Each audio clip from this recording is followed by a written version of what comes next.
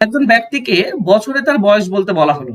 লোকটি বলল 3 বছর পর তার বয়সকে 3 দিয়ে গুণ, তার থেকে 3 বছর আগে তার বয়সকে 3 দিয়ে গুণ, বয়স বাদ দিলে তার বয়স পাওয়া যাবে।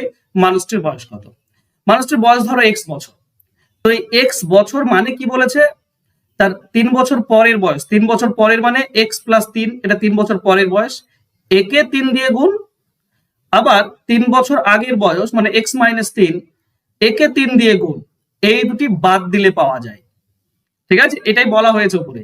3 বছর পরের বয়সকে 3 দিয়ে গুণ থেকে 3 বছর আগের বয়সকে 3 দিয়ে গুণ বাদ দিলে তার বয়সটা পাওয়া যায়, মানে এক্স পাওয়া যায়।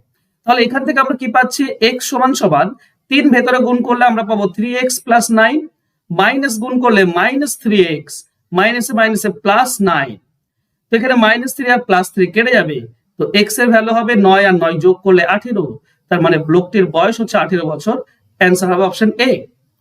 আশা করছি ভালো লেগেছে। ভালো লাগলে অবশ্যই লাইক, কমেন্ট, শেয়ার করে দিও। ধন্যবাদ।